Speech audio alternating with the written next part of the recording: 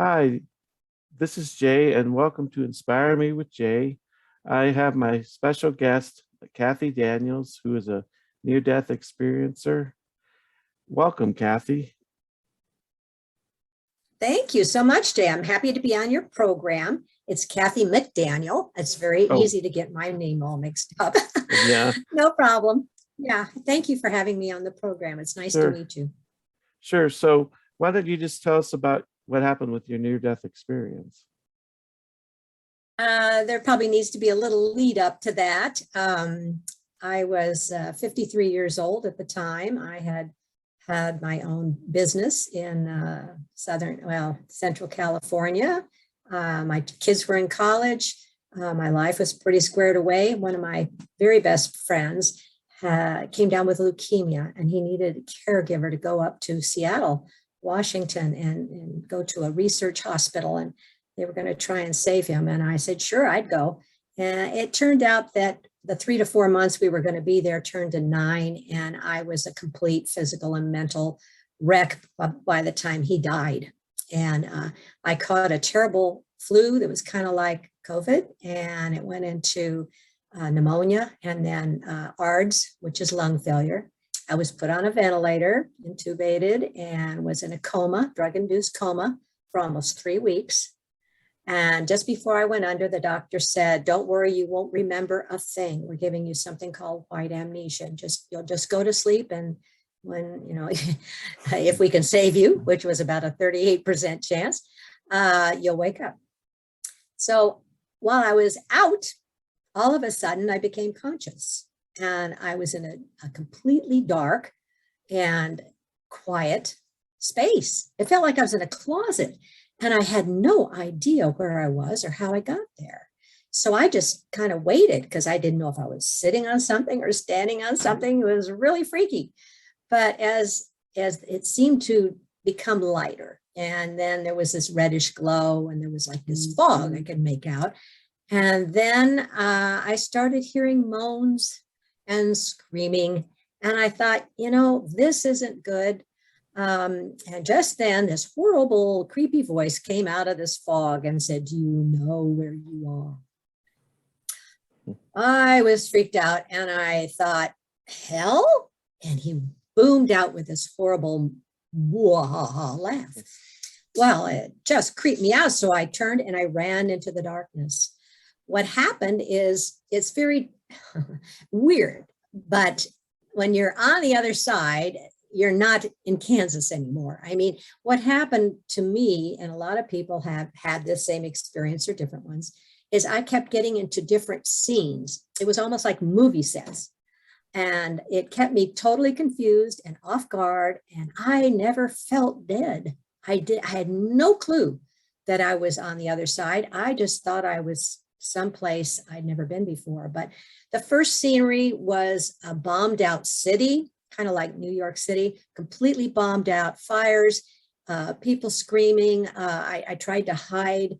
I saw one person, I yelled out, oh, thank goodness there's somebody. I says, hey, why don't we get together? Maybe we can gather food or keep ourselves safe. And he just gave me this really weird, we are all alone here.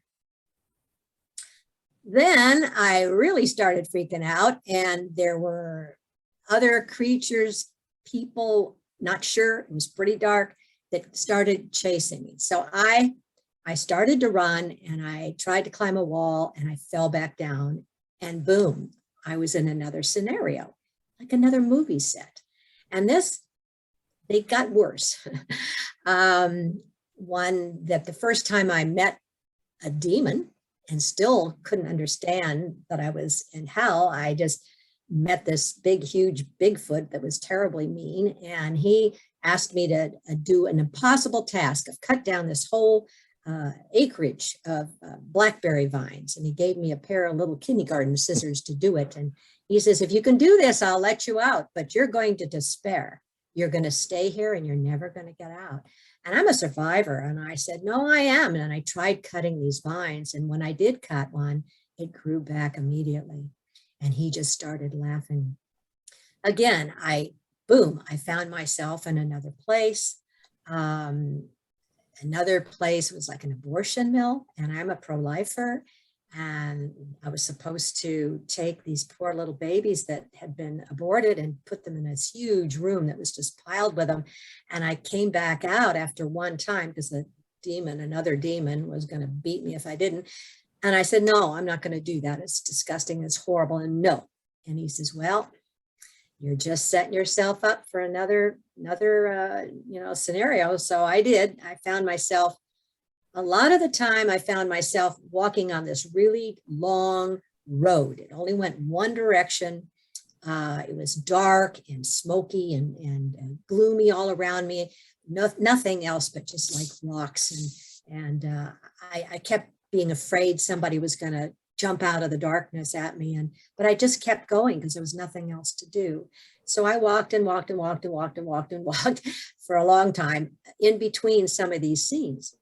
And it was weird because I came to a scenario on the road where I saw somebody that was alive, somebody in my family that was alive. And that threw me. Again, I never really understood where I was. That person was making huge meals and for going to entertain people. And that's what she did in the real life. And I said, oh my gosh, I'm so hungry and thirsty. Could I please have just a plate, just a little plate of something? And she says, no, this is for important people. And I walked on. Later, when I came back, and of course, I remembered everything, I knew I had to give her a message. There were two people I had to give a message about their lives. And that was interesting. But in the meantime, I kept walking. I came to another situation with zombie people. And I was attacked viciously by these people. And it just kept going on and on. I started to not give up, but I was getting worn down. So some more things happened. And by the time I got to what I didn't know was going to be the last time, it was in a terrible shack. It was snow up to Gazang. There was other beaten women like myself there. And I did, the lady demon, I'll put that in quotes, was shouting at us and pushing us around. And I said, I've been here a long time. And this seems like a particularly nasty day, or still thinking I was alive. And she says, oh, well, on earth, it's Christmas. That's always the worst day in hell. And that just dawned on me what was going on. And I just couldn't help it. I just started singing Away in a Manger. That's my favorite Christmas carol. And she started screaming at me and raised her baton like she was going to hit me. And the other lady started singing too. And when we got to this part where the name of Jesus was going to be said, she shrieked and came at me, and I just shut my eyes. Well, then it was bright light and this feeling of bliss and joy, and it just indescribable. It was like swimming in love. That was the only thing. Every molecule of me was just sopped with love. And I was just so happy, and I couldn't remember anything that had happened before that. And there was my friend who had died, and I loved him dearly. We had been engaged for 7 years, but there he was. And he didn't have leukemia. He looked great. He looked like he was 35, not 53. And I thought, what's going on, And he starts laughing. And I thought, well, what's so funny? And I thought, oh, he doesn't know he's dead. I don't know how to tell him. And then he really started laughing. And I thought, oh my gosh, if he's dead, then I must be dead. And this must be heaven. And I was so excited. And then he said, Mary Kay, which is what he called me, you have too much left to do. It dawned on me, they're kicking me out. And I said, no, absolutely not, no. And he just laughed. And then I woke up in a hospital to bright light. I couldn't move. These people were wandering around. They were saying, praise God, yay, she's back. And I didn't know what was going on. My daughter came up and said, "Oh, Mom, you've been gone for a long time. We're so you've been saved. You're back." And I thought, again, I was just so confused to be in two different dimensions and in just that short period of time, and I couldn't understand why I couldn't move or talk. But I had the trach, and I had lost weight. I didn't weigh very much before this. I weighed about 112, and now I weighed 86. So I had no muscle mass, and I couldn't move at all. I could move one finger and blink. So it was probably a good thing because that I couldn't talk, because I was not happy to be there. And the fact that they said they had this prayer circle going around the world to bring me back, I was angry about that. So angry that I complained about it for some time. And later I said to my mom, if this ever happens to me again, don't save me. And she said, "Don't worry, honey, we won't." Because I had been so ungrateful. But I was still haunted by hell. And the demons. I couldn't understand why that had happened to me. I was afraid to even close my eyes without somebody there, that I would find myself slipping back. It was terrible. It took me, I'd been in the coma almost 3 weeks. I would be in the hospital another week, and then in physical rehab for another month before I got out. It took me 10 years in struggling to figure out what happened to me, to find a group called IANS, that's the International Association in Near-Death Studies. And there's hundreds and hundreds, of stories of what happened. But I went to a couple of meetings and I thought, why am I the only one that went to hell? Everybody else has these great stories, parties and angels and singing and, what happened? So that took me a bit of time too. But then I discovered through reading some of the stories from the speakers, there's about a, 12 to 18% chance that people have these dark or distressing experiences. And I wanted to find out why. And it took a long time, but I finally was able to piece it together. And the reason I went is because I was taught my whole life, being a Catholic, that when I died, I would go to purgatory, I would get my sins burned off, and then I'd go to heaven. And I bought that. I lived my life as if that were true. And when I died, I manifested that. I expected to go to purgatory, which is hell, except to get out. And I did. And so then for me, it was like, well, how do I not go there again? And again, spending so much time with the NDEers, and all of them agreeing that there is no judgment by God after death. God is all loving and all forgiving. What happens is we get a life review, and that's not meant to be a punishment. That's just a way for us to review how we interacted with other people on the planet while we were here, and what we learned and what we didn't learn. But it's done usually with a spirit guide and angels and people to just encourage you. And maybe you could have done a little better here, or maybe you knocked it out of the park there. But you get to see it from how you saw your life, and then you get to see it and feel it as if you were interacting with yourself. So if there's not punishment, but the karma comes in when you get to feel, if you were mean to somebody, you get to feel how hurt they were. So another thing I learned over the years with the NDEers is that we choose our lives. We all start off in heaven with God. We're all pieces of spirit. All of us are human and divine. We have spirit and we have our human nature, just like Jesus. And when we're down here, we have chosen the lessons we want to learn, and we choose the people we want to come with and what we want to do down here. And then we go back and we're all back in heaven again. And so it changed my religious beliefs to spirituality. I know in my heart, having experienced God as true love, that he would never condemn me. He would never do that. That was something that I needed to learn and to bring back as a lesson to share with other people. You do not have to go to hell. God will not send you there. Just Just don't choose to do it. I did ask for some backup when I got back. I said, okay, God, I'm still human. I still got this little bit that's afraid. I'll go there. What else can I do? And over a period of months, I heard very clearly in my head, you be loving and kind, merciful, forgiving, encouraging, grateful, non-judgmental, and useful in this life. So I say that as my mantra every morning. But that's what I was sent back to do, is to spread this good news. So did you actually flatline? Did you actually die?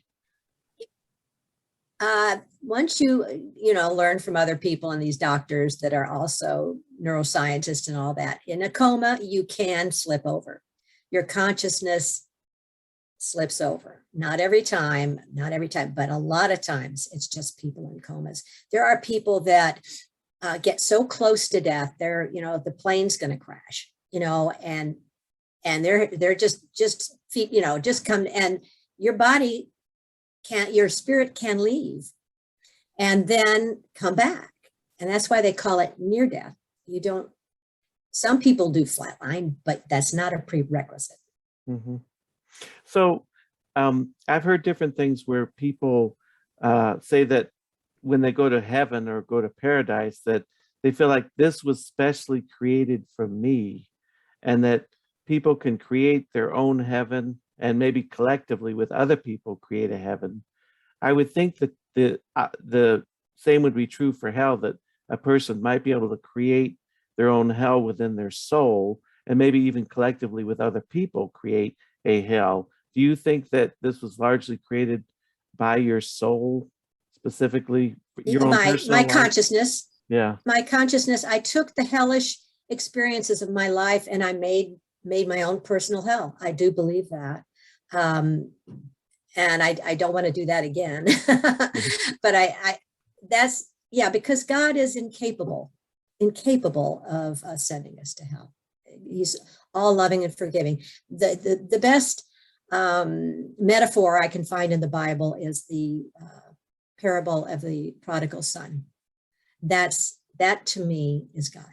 No matter what, you come back and he'll take you in his arms.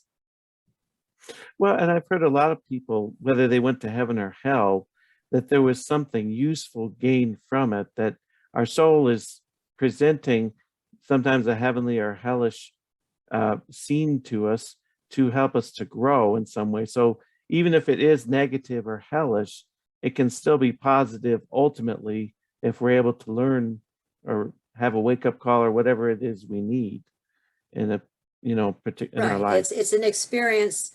There's not a lot of people don't like to talk about their hellish experiences for obvious reasons. So the percentage might be higher, as much as 20% of people manifest their own hell because that's what they were taught, that's what they believed. So what we're coming back is to tell people, don't go there. Just know that God is love. And we think of heaven as just being this finite place, and it to me it's like sending 4 people to Earth, and one goes to Alaska, one goes to Hawaii, one goes to the Sahara Desert, and then they get back on the ship and they say, how was Earth? And one guy says it was dry, and the other guy said it rained all the time. And I think heaven's like that, magnified 1 billion times. It's so huge. It has no parameters. It's all spirit. And all we have is the earth. We kind of try and make God like us. We try and make heaven like home here. We really have no idea how fantastic and huge all of on the other side, because even if you have thousands of people, they come back and tell their all stories. They're all different. Some parts of them are the same, but yeah, you're right. Well, so in terms of creating your own personal heaven or hell, you can't really do like a fake out, because I've sort of asked this in certain NDE groups, like, what if a person started to understand the truth of the near-death experience and started to understand that we're creating this, and they decide, well, I'm just going to be a totally jerky person, but I'll create a heaven for myself. It's like, it doesn't really work that way, does it? Because it's kind of like you can't create a heaven for yourself. Yeah, because you can't create a heaven for yourself. God is heaven. God is being in the presence of God and being reunited with God is home, and you can't create that, and you can't change it. And to a certain You can make extent, your own hell. yeah, to a certain extent, is our soul sort of operating on a certain vibrational level to where we're generally going to experience where our soul is. So if we're kind of vibrating higher towards love, it's going to be more heavenly. If we're vibrating in a lower realm that's contrary to love, it's going to be more hellish. Does it generally tend to work that way? I don't think so. I really don't. When you're in heaven, you're reunited with God. You're in eternal bliss, and you can't control your own heaven. I mean, you can't control God. You can choose to be away from heaven and make your own hell, but once you're in heaven, I mean, that's under God's control. You have different vibrations, maybe on earth, so your spirit might be more attuned, or with your meditation and stuff, you definitely can clear a lot of that humanness out of your way to be more in tune with your own spirit, your own peace of God. But we can't change God, and we can't tell God how to make heaven, because again, it's just being reunited with God. It's so far, but what our little human brains can understand, we're just kind of guessing a lot of the time. But the faith comes in that God is God, and we can't change him. Well, when you were in hell and you were running through and seeing different movie scenes, was that a life review for you going on? No, it was my expectation of going to purgatory and suffering for my sins. And I did that to myself. And you can manifest with a meditation, you can manifest a lot of things. And that, to me, it took me, it's been 22 years since this happened. It took a long time, with talking to a lot of people and a lot of introspection and a lot of stories, to finally find one or two, three other people who, like Nancy Evans Bush, she's wonderful. She went to hell and she saw Buddha there. And she is an extremely brilliant woman, and it took her years to figure it out. And she told in the book, she says, hell is for brave people. The brave people that I must have signed up for it, decided to go and do something difficult so that I could bring back a message to share, to give people an opportunity not to do what I did. So I preferred it to see myself as brave instead of damned. So in terms of the people that were there, were the people real, or do you think they were created sort of by your consciousness? Were they actual real people, or was it just sort of there for you to see? It's just as well, it's more real than life. Being on that other side, everything is sharper. And so I was confused, of course, to see the two people that I knew. And it took me a long time to figure that out. But then when I came back, I realized the situation I saw them in was a clue as to, I hate to use too harsh a judgmental word, but a path that they were on, a belief that they held, was not good for their souls, was not good for their life on earth. It was not good for the people they were interacting with. And it was a wake-up call. And of course, it's always lovely to come back and say, hey, I was in hell and I saw you there, and I've got a message. That kind of freaks people out. What are you talking about? So all I could say to the one person was, I really think you need to look at this. And she hasn't spoken to me in 20 years. And the other person was a person that was going through a super rough time in her life, and she was near despair. She was considering pulling the plug. And to get to her and say, this is not who you are. It's because you're in this situation with this certain person that you have to get out. You're losing yourself, And I gave her permission to get out of that relationship, even though it was going to be very difficult. And years later, it was even only just a couple of years ago at Christmas, she says, tell me again about that thing you saw in hell. And I told her, and she says, oh my gosh, that was so right on. She says, that just gave me the courage I needed to get out of that situation. And now she's with another, she's remarried, her kids are doing great. She's healthy. She's started her own business. Everything turned out beautifully, you know? So yeah, I didn't make that stuff up. I did it for a reason. And one, I don't know what happened to the first person, if she ever changed or not. It's not, all I had to do was give the message. That's all I had to do. So were the demons, in your opinion, were they separate beings from you, or were they personifications from within you?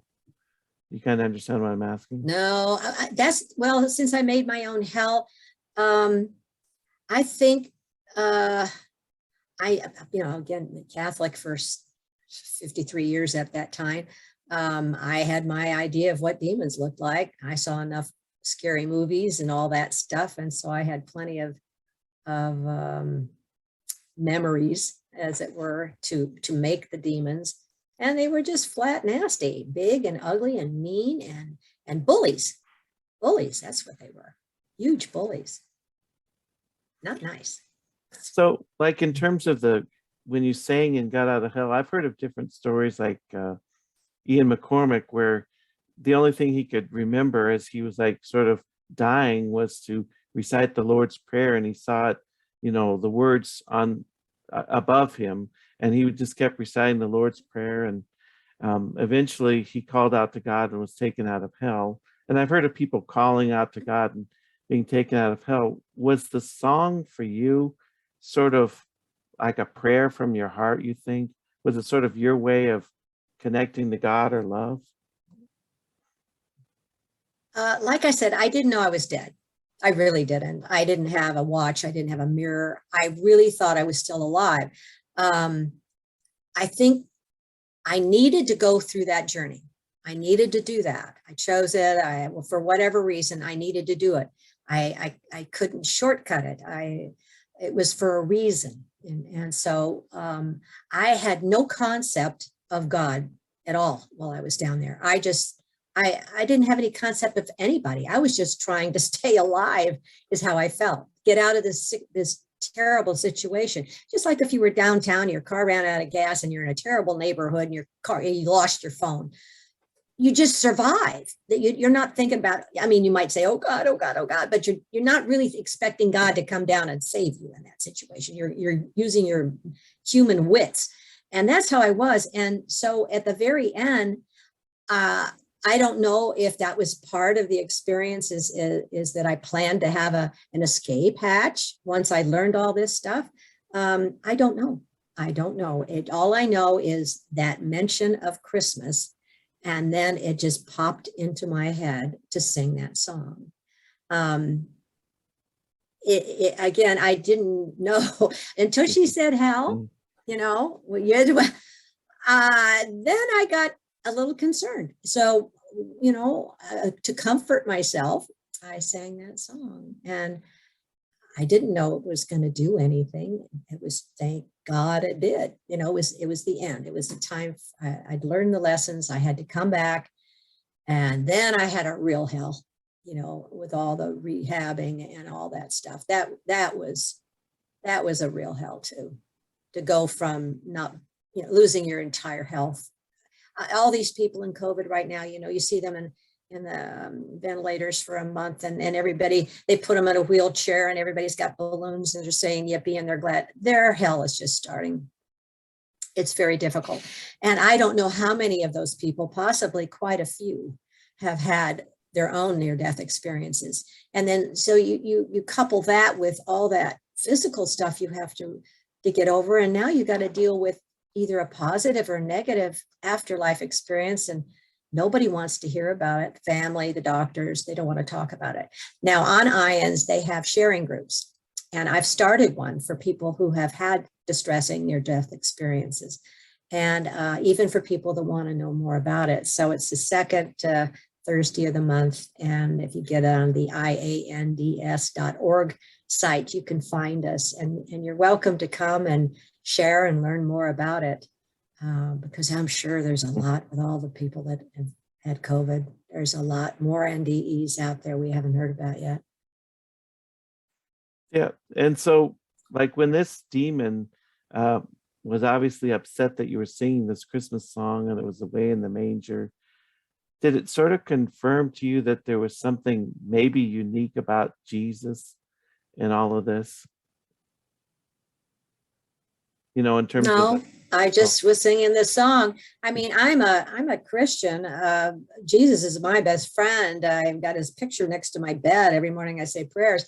I haven't thrown Jesus out with the bathwater. I just have I have troubles with some of the rules of religion. I think a lot of them are man-made, and I think the spirit of religion has gone out of a lot of that. I think Jesus was human and divine, but then so are you, and so am I.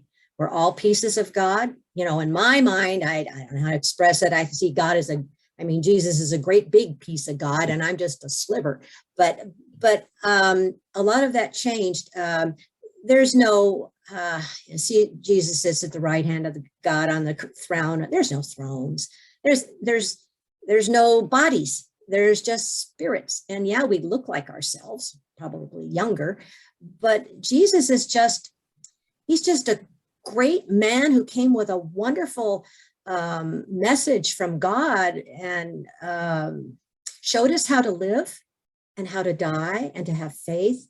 And all his messages was love God above all things and your neighbor as yourself. It was all about love. And through the millennia, and I'm reading a wonderful book called The New History of Early Christianity. It lays out very, very succinctly and fundamentally how the Bible came to be, how the Christian and the Catholic religions came to be. And it's worth reading. You know, I had my experience. I have my beliefs. I'm not putting anybody else's down. However you find your way to heaven and to God is your own personal journey. I'm just saying that there's a lot of recovering Catholics out there that can't believe that anymore. And a lot of the things that are said, like, don't want to get into it, you know, having to go to confession and all that stuff. It's just, can't do it. Yeah. So is your focal point love and qualities related to love? Because in terms of my own practice of religion and spirituality, I always go back to like the fruits of the Holy Spirit, which is love, joy, peace, patience, kindness, goodness, faithfulness, gentleness, self-control. And I sort of make that my focal point. And I always am constantly going back in terms of my faith. And that's what I do a lot in meditation, is I meditate on those qualities and qualities like it, like compassion. And I think that's sort of the focal point of how you should practice religion and spirituality. What do you think? I totally agree. Totally agree with you. Totally agree with you. Yeah. It's positive, you know, God is love and positive. We shouldn't be condemning people or judging them. That's not good. We have to just take care of our own spirituality, and that's by being loving and kind, just like you said, and all the other fruits of the Holy Spirit. I was charismatic for a while, so I understand all that, and I don't throw the baby out with the bathwater. I mean, I just see God as pure love and pure forgiveness. And so, oh, go ahead. So no, I hate to see people suffer, you know, with thinking they're being judged by a mean, vengeful God. That was man's way of turning God human. God is not human. Yeah, and I think kind of when you get so into the message of love and unconditional love, and it starts to reverberate with you, when you see more vengeful pictures or wrathful pictures, it just doesn't, I don't process it. It's like, I'm not angry about it. It just doesn't make any sense to me. You know what I mean? Exactly. It doesn't Yeah. make sense. That's exactly it in a nutshell. Yeah. If you're thinking of love, nothing else negative can be in the same box. So when you went to Yeah. heaven, you said that you experienced love. Did you see anything in Uh, particular, or see like beautiful scenes in nature, or what did you experience? Oh, I felt like I was in the waiting room, I had this joy and all that stuff, but I do remember seeing a big table over to one side and a big, huge book, and it was open about halfway. And I remembered saying, when my friend was showing me what was in this book, and all I can think of about was maybe it was my life or something. And I said, oh, no, that's going to be too hard. I want to stay here with you. And that's when he said, no, you've got too much left to do. And it was so weird to wake up in the hospital and not be able to breathe or talk or do anything and think, I've got too much left to do. I can't even move. How am I going to get this done so I can go back to heaven? And I thought, well, it's been 22 Mhm. years. I'm obviously still not done. And for the longest time, I couldn't imagine how I could, little me in little Gig Harbor, Washington, could do anything. But you know how? COVID, Mhm. podcasts. I sat down and wrote my book. I had nothing else to do. I got it published. And see, God works in such strange ways. How he figured all that out, I mean, gosh, it's amazing. And I've met so many cool people all over the world. And so many people are getting into the NDEs, and like you have spontaneous people. Let's get out there and tell people the truth. God is love. This is what we need to do. We need to be kind to one another. It's just phenomenal how this is growing. So congratulations on jumping in there and adding to the positivity of changing the world. Really good for you. Yeah, thank you. So, when you had your heavenly experience, did that didn't just wash away the hellish experience, did it? In terms of when you came back to Earth, were you still sort of haunted, or by Oh the yeah, I was experience? totally haunted. Well, I was in heaven. I couldn't imagine it, but when I came back, this brain. See, that whole experience was experienced by my spirit. It wasn't experienced by my brain because my brain was incapable of remembering anything. The amnesia preventer, I couldn't remember anything that happened there, but it was in my spirit. So it's burned in there. I still remember it like it was yesterday. It's impossible for me to forget it. And that joy, if I, like in meditation, or in deep prayer, I can still bring up some of that bliss. And it's so huge. That love is so huge that it feels like you're going to blow up. It brings me to tears. It's so much love that a human being just can't hold on to it. It only stays for a little bit, and I start to cry because I feel like I'm going to blow up. But in a pleasant way. You can blow up in a pleasant way. And I just, I want to go back there. I can't wait to go home. But I know I can't go until I get everything done. So I figured when I get on my last podcast or so my last book, I'll know it because I'll drop it and I'll be so happy. It was funny. I was in the hospital. Funny. I've had double pneumonia a couple of times lately, and they were doing x-rays and all this stuff. And they came in and says, okay, we've got your x-ray and you've got a pulmonary embolism. And I said, oh, that means I'm toast, right? And she says, well, and I looked at my boyfriend who knows all about what I've been through, and we've been friends for 60 years. And I just put 2 thumbs up. And I thought, oh, good, I'm done. I get to go home. And he put 2 thumbs up. And the doctor looked at me and says, you don't understand what's going on here. I said, you don't understand what's going on here. I get to go home and I'm excited. Okay, just pull the plug now. I don't want to go. I don't want to mess with it. Then they came in a little later and said, oh, we've got some really good news. You've only got double pneumonia. I says, good news? Darn. Okay. So I guess I don't have everything done yet, but yeah, it changes your whole experience here on earth to ever have that taste of heaven and that bliss and that joy. It makes this all worth doing. And the other thing is, I don't feel like a victim anymore. Understanding that I planned my life and everything in it to learn lessons, that was my doing. So I don't say, God, why are you picking on me? Or I don't say, oh, it's my sister's fault, it's my brother's fault. No, I chose that. And that lightens your life. When things come along that are, seem like a disaster, you just say, wow, I wonder what the lesson is there. You want to learn that lesson because you don't want to come back and do that one twice. Yeah. And yeah, people can come back. I learned, reincarnation was fully acceptable in the early Christian religions. It just got edited out with a lot of stuff in the Nicene era. But yeah, you can choose to come back. Personally, I don't think I would like to do that. I think I would like to go just travel in the universe, go see what's in a black hole, go to different planets, because there are other planets. There is life out there in the universe. We've got eternity. We've got eternity to have experiences and be with God. And it's really trippy when you think about it, when you finally understand all that. Nothing's ever over. Yeah, I mean, I kind of think it's eternal.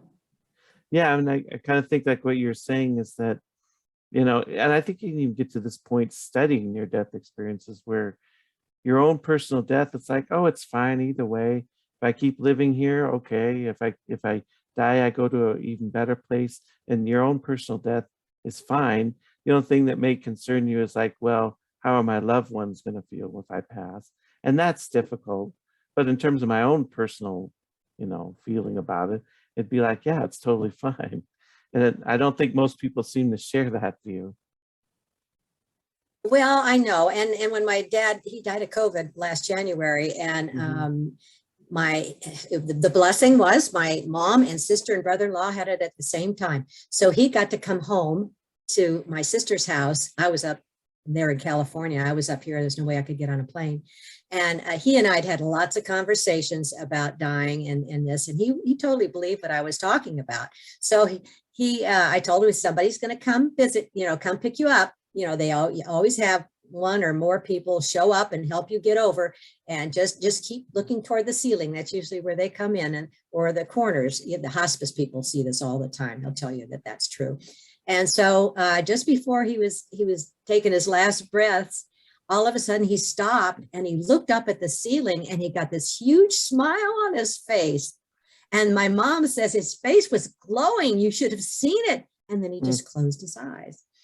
So I know he, I don't know if you believe in mediums, but there are people who are able to talk to spirits. And later I was with my publisher, who is also a medium, and she said my dad was there, and to tell me that his sister and his mom came to get him. And so I know for a fact that he's okay. And that's if we all understand that, and he's with us all the time. Spirits are with you all the time. They don't just go off and play golf in heaven. They're around us all the time. Anytime you need them, they're in eternity. We're in time. So I've got a picture of my dad up on the wall. He put the first chapter in my book because he was a first convert in our family. And I talk to him all the time. He's always there. My deceased friend in heaven. He still owes me for throwing me out. I mean, I'm going to find some way to get back at him for that. But it's so much lighter when you figure your family your friends are all still just there around you, just waiting, saving your place. It's all good. Oh, life could be so much lighter than it is now. That's another thing I hope people can understand. Don't take this life too seriously. It's all going to work out just fine the way it's supposed to. Well, I mean, I think in terms of people who've passed away, it's like they haven't really died in the sense that we think of it. They just live in a different dimension than we do at the moment. But they're every bit as much alive as we are, Right. And except they look about 35 years old. Yeah. Most people, You can, I guess, shape your spirit any way you want, but almost everybody I've talked to said that, people are at the height of their healthy looking, and no gray hair, and your teeth are straight. And I don't know, it's all kind of silly if you start picking it apart too much, but yeah, they're fine. They're fine and happy and waiting for you. So is there anything you do? Because I've read a lot of near-death experiencers try to find something to sort of connect back with the light or connect back with heaven. And so a lot of them take up things like meditation. Do you do any particular practices or whatever to sort of feel like you're more connected to the light while you're here? A sneaky thing I do is that I still go to church when I'm with my family, because they're still staunch Catholics. And I love going to communion. And if I really get quiet and they're not singing too many darn songs, because that's a time to just be quiet and meditate and be with Jesus, I can still feel the heaven feeling there very strongly. Yeah, and with meditation or sometimes dreams. I've had a couple people that were deceased visit me in dreams, and those are visitations, and they're very real, and they bring with them the heaven feeling. So when I'm asleep and a visitation happens, you get that, I mean, you're there again. And then when I wake up, it starts to fade, and I try and hang on to it as long as I can. So yeah, there's a lot of people want to just spend their lives in meditation and just be in that heaven feeling, but we're not here to be in heaven, people. We're here to get our lives, fulfill our contracts, and go home. So I don't know that people that meditate all the time in a monastery and all, I don't know if that's helpful. I don't know if that's helpful, unless they needed a vacation life, and they wanted to come down and just do that. That would be cool. I don't know. We don't understand it all. We won't understand it till we're on the other side. And then it's all perfectly clear. It would be cheating if we knew. If we knew everything here, it would be cheating. That's why we forget when we come over, like Jesus forgot. He forgot he was just a person, and until God would speak to him and remind him what he was here for. Well, I did hear Mellon Thomas Benedict, who had a near-death experience, talk about one time that it's good to have a little mystery. You don't want to have all the answers, so I do remember him saying it's good to have a little mystery still. And I've had visitation we get dreams. just little tastes. Yeah. Do you? I've had a visitation dream with my dad, passed away about a month later, and it's very lucid. It feels, you feel as conscious as when you're wide awake. But yet I knew it was a dream, and I knew he was there, and I knew that he passed. So, it's quite different than just a regular dream. And I had that with my grandparents one time too, right before my son was born. So. Oh, how special. Yeah. That's a treat, don't you think? Mm-hmm. Oh, I think it's a treat. I love it when it happens. And I think things like when my dad passed away, I got even more interested in the near-death experience, because I've been interested for quite a few decades, but I got more interested in 2010 even still. And then I wrote my book about a year and a half ago. So, yeah. So do you feel like you've got 2 books? Yeah. So do you feel like you're more loving and kind after the experience? Yes. I every morning I say that loving, kind, merciful, forgiving thing, and it kind of sets the tone. And I'm still human, and I still get angry. I still get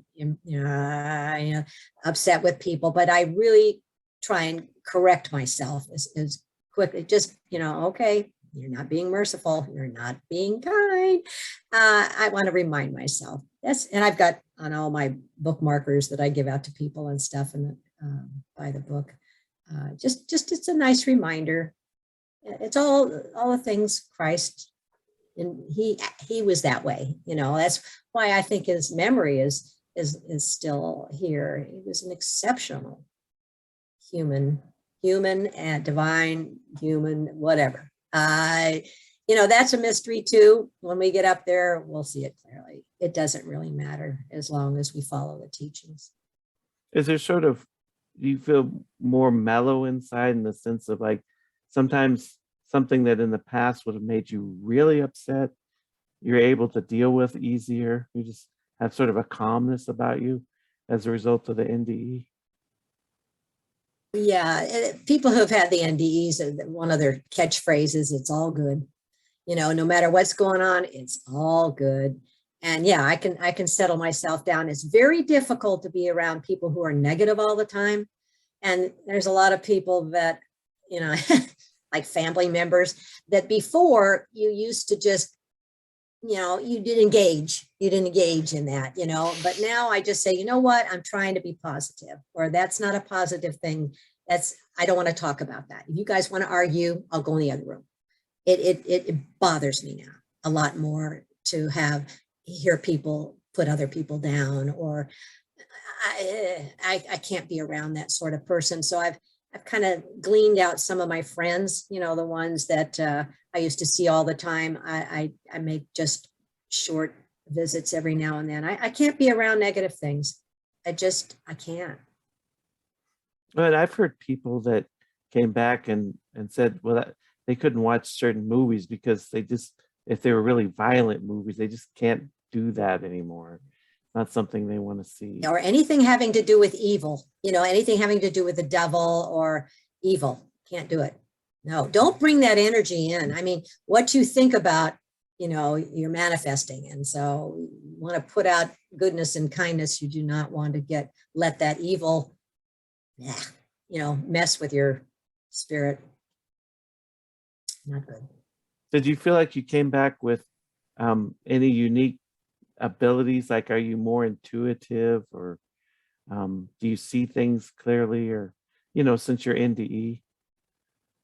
Yeah, most NDEers have a little trouble with electricity when they get back. There's a certain, and for the longest time when I would be driving my car at night and you have those overhead street light things, I'd come up there and they'd go out. I mean, every single time I'd drive up to a stoplight and, stop for the overhead light would go out. And it took me years after being in IANS, because we go to conferences and stuff, and the microphones go out, the lights go out, the everything, is messed up. And we all just kind of sit there and say, oh, okay, well, that's normal. And we just wait till they reset the breakers and all that other stuff. It's a real thing. And a lot of my podcasts will have problems with the video or the audio or something. That's one thing. And then, I do have, it seems like the ability to really read people's moods a little better and whether they're telling me the truth or not. That's interesting. I don't misuse that, but I when I'm talking to somebody or they're telling me they're fine or whatever, I'll say, no, that's not true in my mind. And then, if I know them well enough, I'll say, well, how is so-and-so? Oh, and then they'll tell me. So that's been kind of helpful, to be more kind and understanding and forgiving and listening to other people. As far as, I guess I'm just more aware of who I am as a spirit and what my purpose is here. And I'm a much happier, calmer person. Mm-hmm. So you wrote a book on your experience. Are there any other books or projects you're working on now? Yeah, the book was really about my whole life. It's a memoir. It starts with my dad, like I said, and goes through my childhood and why and who I became. And by the time I was 53, what I believed and what experiences I had, so that they could, my hell experience, they could go back and see what happened to my life, that I drugged that with me.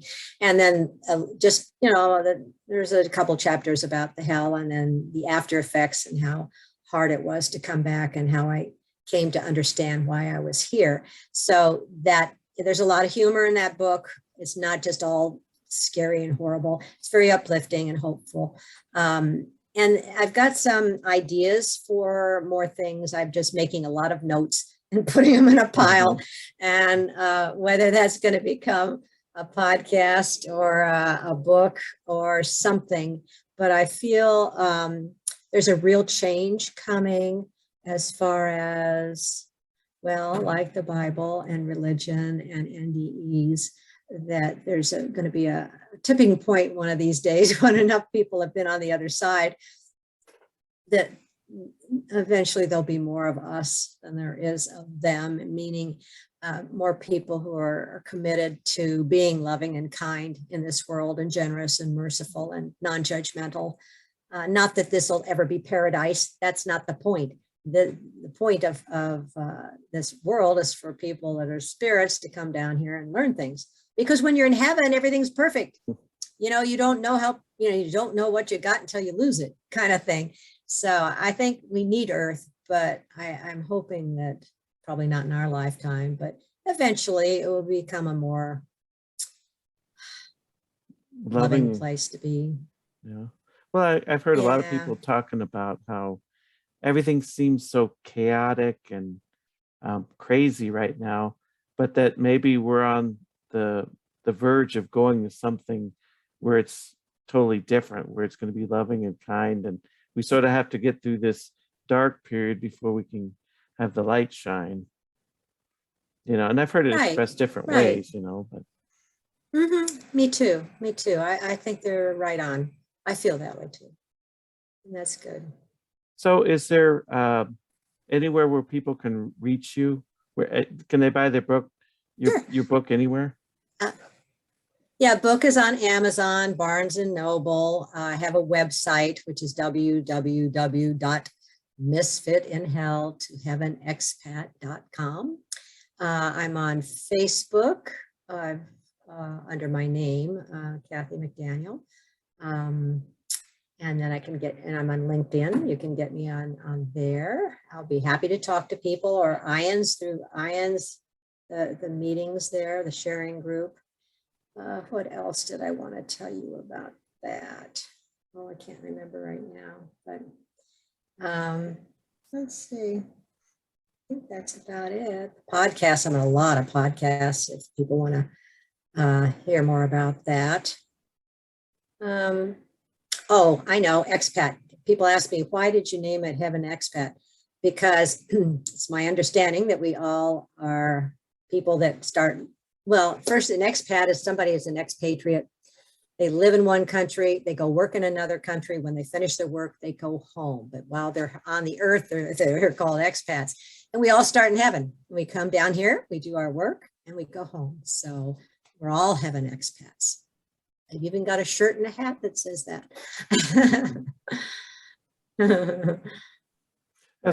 Yeah. And so thanks for coming on my show. It was great to talk to you. So. Yeah, you too, Jay. Good luck with your show. Yeah, thanks. I'll send lots of good energy your way. Thanks.